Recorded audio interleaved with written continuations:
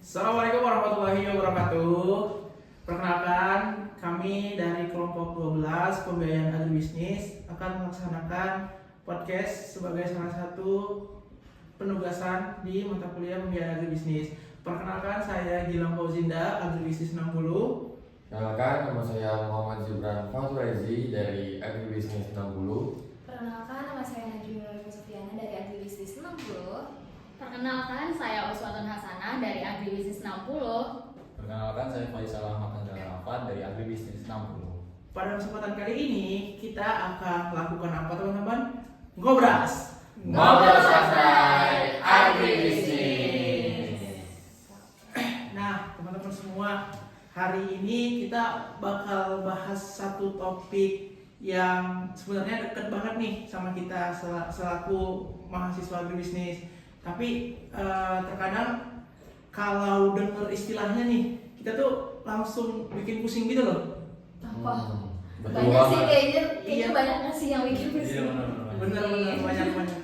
Betul banget tuh, apalagi kalau dosen mulai ngomong sekarang kita mulai hitung BP ya teman-teman. Aduh, Itu rasanya kayak harus pengen pura-pura disconnect Zoom gitu. Aduh. Iya lagi. Iya lagi. Ya, pengen langsung keluar gitu loh kalau udah bahas BP gitu. Mau putar jaringan saya lah. Maaf Bu, ke toilet dulu gitu ya. Ya, alasan ya pokoknya kalau udah mau mulai hitung BP seperti itu.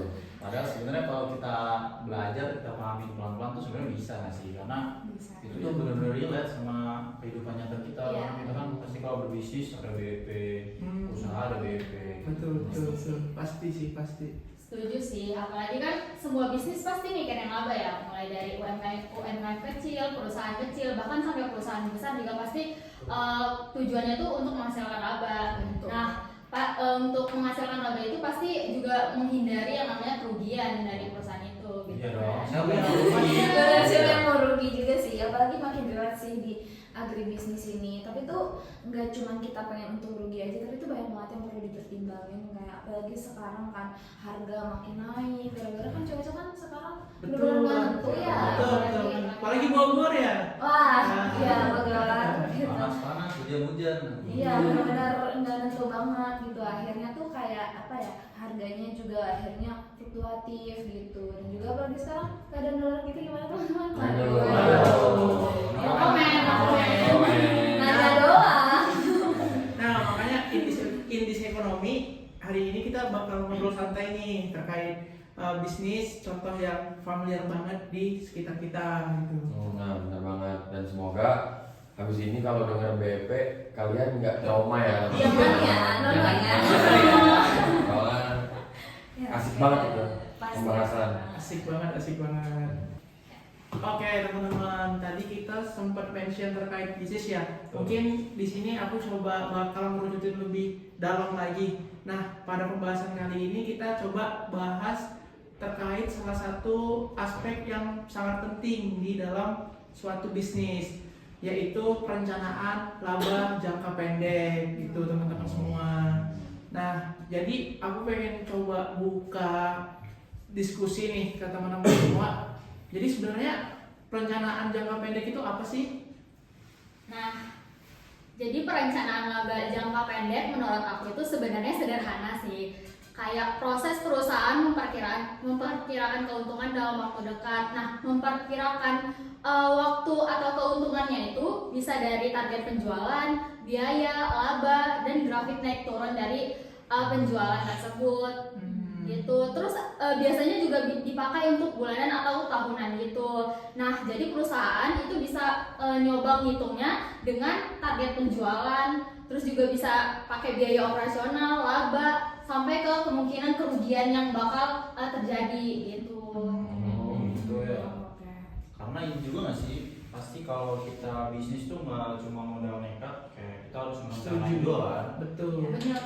Perencanaan adalah kunci. Ya, karena kan kita kalau melihat bisnis orang atau kafe orang gitu, wah rame nih pasti untung gede, padahal belum tentu juga, dia pasti biayanya juga gede gitu. Setuju. Kayak ngelihat ramenya doang, tapi nggak tahu di baliknya tuh ada apa aja sebenarnya. Padahal kan di operasionalnya kan juga bisa tinggi Iya, banget kan. betul. Dan lagi dia ngadepin harga yang fluktuatif gitu tuh bingung gitu gimana caranya biar harga yang dia jual tuh tetap gitu biar dibeli konsumen gitu. Tuh, ya. Kayak ini gak sih apa kafe-kafe yang interiornya estetik banget gitu. Nah, iya betul. Ya kan? Ah. Terus juga kadang bingung gua kayak kafe-kafe di sekitaran Dramaga gitu. Ini dia jual kopi atau jual ambience dan colokan gitu. Ya lagi lihat Ya kan? kalau misalnya lihat ada colokan nggak ya bisa 24 jam nggak ya wifi-nya kenceng nggak ya? Nah, itu juga kayak gitu. Kopinya satu, nongkrongnya berjam-jam ya. Itu kalau jadi mbaknya muak sih. Usir. Iya, makanya. Nah, dari itu, makanya tuh perusahaan itu perlu banget yang namanya laporan keuangan. Biar dari keuangan itu terkelola dengan baik dan bisa diambil keputusan secara strategis dari laporan keuangan itu gitu. Ya, betul sih, terkait perencanaan jangka pendek itu cukup sangat penting ya untuk suatu perusahaan gitu. Jadi perusahaan bisa melakukan evaluasi dan menyusun strategi yang memang dibutuhkan perusahaan gitu. Beda nih sama mahasiswa yang mau ujian belajarnya malah H-1 nih. Itu gua banget. Saya banget. Iya banget. Kadang pelaku atau emang pelaku sih gitu. Kita belajar dadakan tiba-tiba pengen kita paham semuanya, pengen terserahkan semuanya. Padahal nggak kayak gitu ya. Asal jawab aja. Itu gue sih. Padahal baru buka halaman pertama nih ya gua ya. Langsung wah, Apa? gua salah jurusan kayaknya. Hati Salah jurusan. Baru juga buka halaman pertama. Lah, Ini salah jurusan. salah jurusan langsung. Terus mau pindah kemana lagi?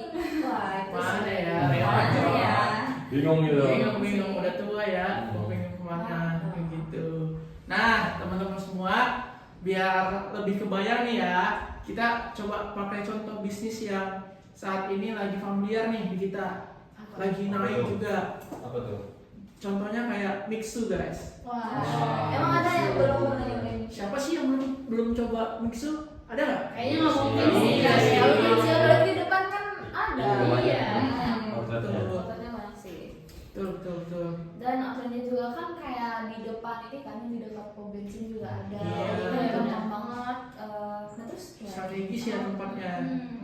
Betul. Kayaknya juga lebih gampang nemu misi dah daripada tukang fotokopi. Iya lagi. Ya kan? Iya. hampir sama. Era digital sekarang ya lebih familiar Mixu daripada tukang fotokopi ya. Nah, iya misal nih kita ngurus salah satu outlet Mixu gitu dekat kampus tuh gimana ya? Kayak simulasi kita outlet Mixu gitu, kayaknya seru deh. Seru sih. Asik sih. Soalnya sekarang nggak ada mixu nih di ini. Cuma belum ada dahaga doang. Nah, bisa kita buka tuh kayaknya tuh lumayan kan? Santai. Betul.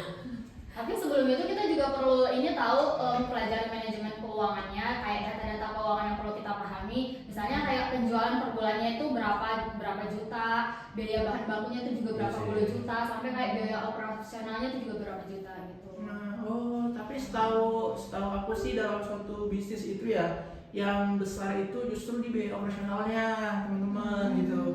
Nah, operasional itu termasuk apa aja sih? Biasanya tuh operasional tuh Kalau di Mixu apa aja sih biaya operasionalnya biasanya? di mixu yang gue tahu ya.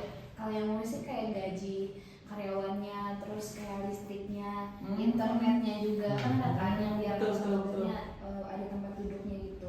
Cuma nggak tahu sih itu bisa lama apa enggak. Karena gue kemarin beli kayak ya udah beli doang gitu, nggak yang langsung ini. Terus sewa tempatnya kan, outletnya, pajak juga, Pajak. teman-teman dan yang lain-lain. Sebenarnya pada umumnya aja sih biaya operasional gitu. Intinya yang memang mendukung perusahaan sehari-hari seperti itu ya. Nah dari situ kan kita bisa tahu tuh kayak gimana sih operasionalnya, gimana sih manajemennya gitu. Jadi kita tahu nggak sih bisnisnya tuh bisa sehat atau bisa lancar atau enggak gitu kan. Betul, setuju sih.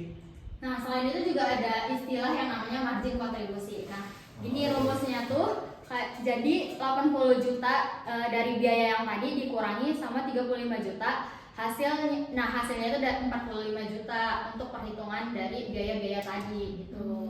Berarti 45 juta itu labanya? Belum, karena kan masih dipakai buat nutup biaya tetap kan. Jadi laba akhirnya tuh sekitar 20-an juta gitulah. Kelihatannya gede banget ya 20 juta, tapi itu belum mencakup seluruhnya ya padahal ya.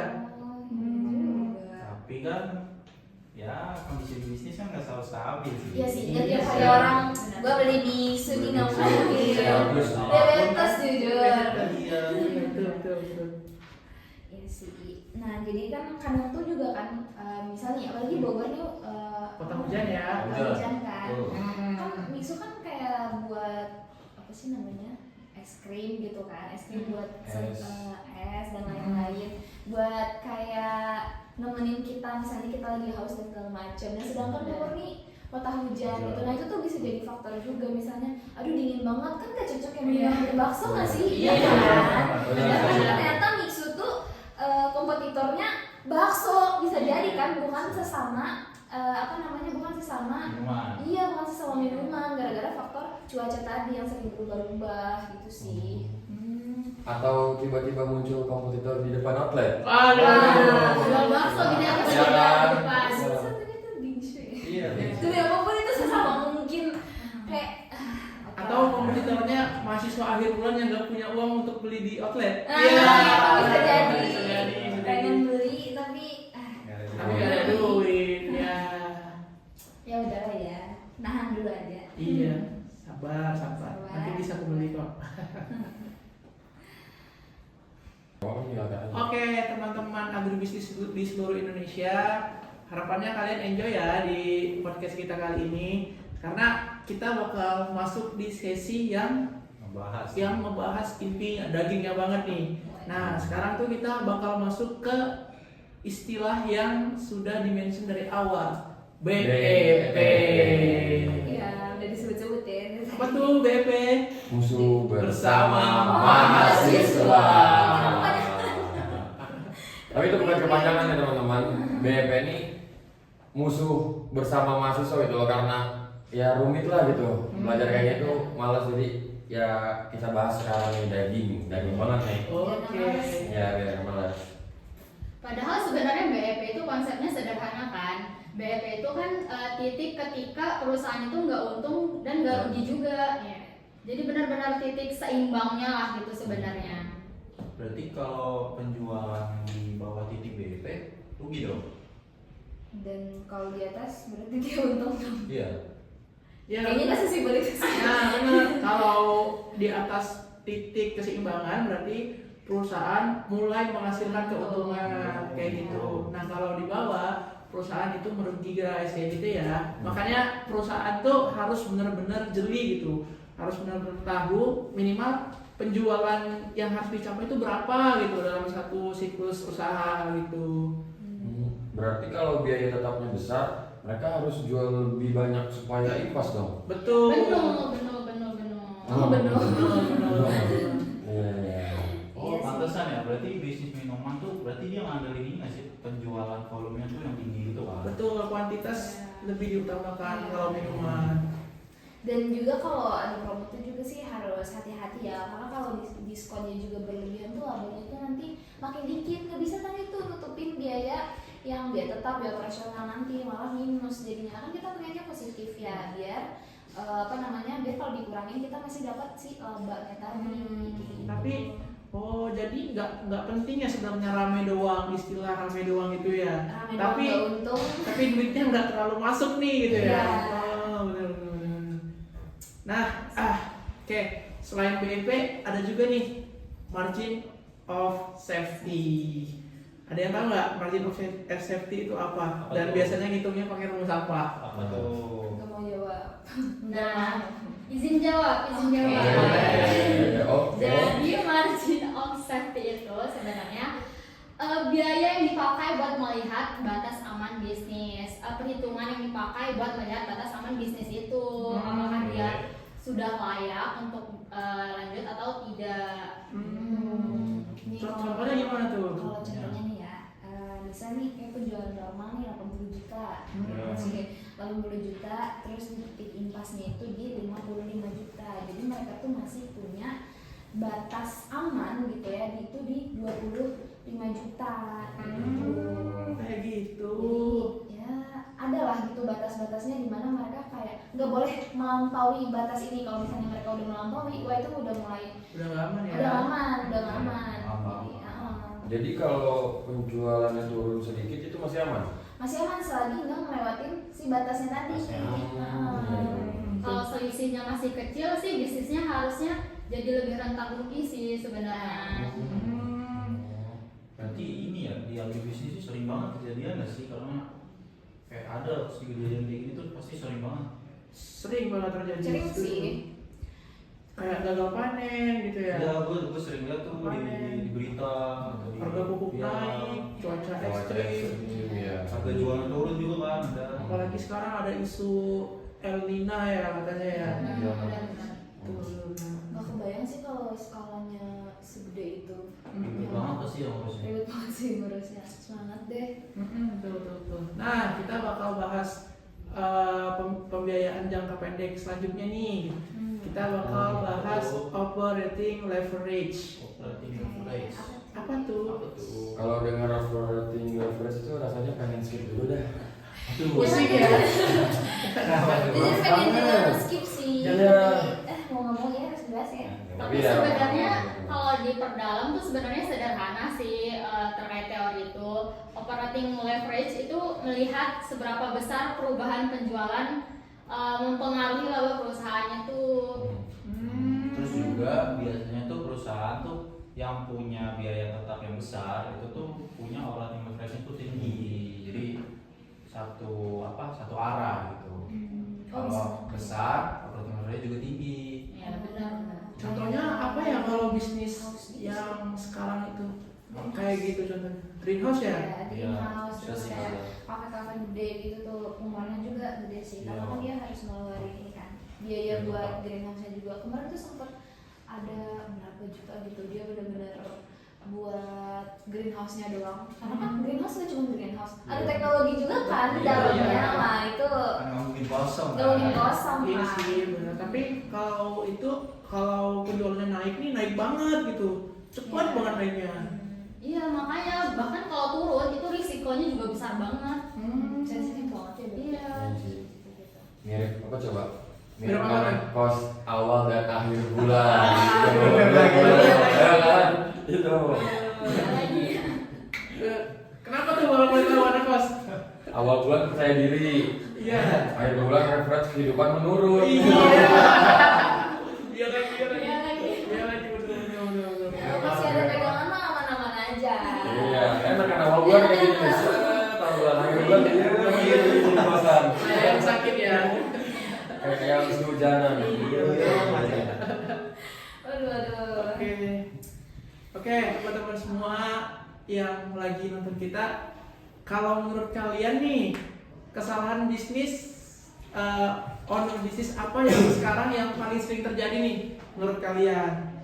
Kalau menurut gue ya, ini sih kayak ngabet banget viral, kayak pengen banget viral gitu. Jadi dia nggak peduli tuh aspek lainnya, dia pengen banget kayak kontennya nggak bermutu, produknya biasa aja, tapi yang penting viral. Viral. Iya. Yang penting rame dulu Yang aja. penting rame dulu ya. Nggak peduli nanti lanjutnya gimana. gitu. Nah, padahal kan Itu sih. maksudnya tuh banyak kayak usaha yang usaha yang laku gara-gara viral doang, tapi nggak sustain. Wah itu tuh Langsung turun ya? Langsung turun Iya. kalau misalnya trennya udah Hilang.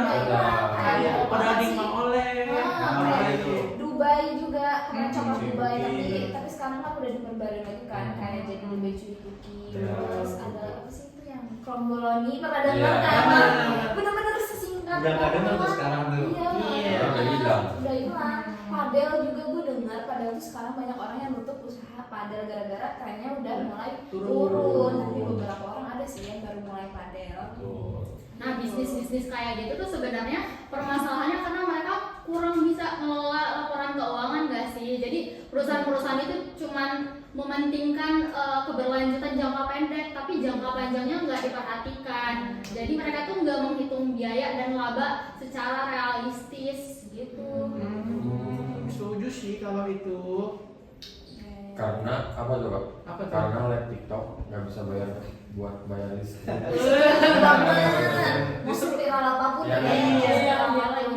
bayar kuota juga habis. Kita pakai like sebenarnya kan. Pakai like yang mungkin banyak. Justru kita yang ngeluarin kuota Buat like itu. Buat like itu. Betul betul. Wah. Oke teman-teman semua, dari pembahasan yang telah kita sampaikan tadi, kita jadi tahu nih kalau perencanaan laba jangka pendek itu penting banget buat suatu perusahaan Oh, ya. iya. Setuju. Benar. Setuju banget. Apalagi kayak analisis biaya, target penjualan, BEP, MOS, operating leverage, itu tuh sangat membantu perusahaan untuk mengambil keputusan dari pengelolaan laporan keuangannya. Betul betul betul. Apalagi di sektor kita kan agribisnis tuh pasti banyak gitu yang nggak pasti. Jadi kita Betul. harus butuh itu gitu. Betul, nggak cuman sekedar ya udah rame dulu, wah itu nggak bisa. Bahaya tuh. Bahaya tuh. Bahaya. Sebenarnya sih menurut gue pribadi sih nggak apa-apa aja kalau memang pengen rame, kalau memang itu salah satu teknik marketing mereka sih nggak apa-apa. Tapi yang penting tadi yang udah disebutin tadi juga harus tetap diperhitungkan biar keputusan kedepannya itu dipertimbangkan dengan baik gitu, nggak cuma mikir Betul. ramenya doang Betul, gitu. betul. Tapi yang penting apa coba teman-teman? Apa Yang tuh? penting itu tetap untung. Oh, setuju Iya, sih kan? pasti. Untung. Kita harus cari keuntungan. Gimana? Kalau usaha itu. Tetap harus cari keuntungan, cuman ya tetap dipikir-pikir lagi lah Iya. gitu ke depannya. Jangan cuma mikir satu aspek lah. ya. Betul. Iya. Iya, nanti kalau Intinya laba jangka panjang juga harus diperhatikan. Nah, Iya, biar gak untung ya. Iya, benar. Betul. Jadi kita udah senang untung nanti bulan depan udah Bulan. nggak Ada. Untung. Untung nih. Iya. Oke. Oke, teman-teman semua, mungkin cukup sekian ya untuk podcast kita pada hari ini. Iya. Dadah. Dadah.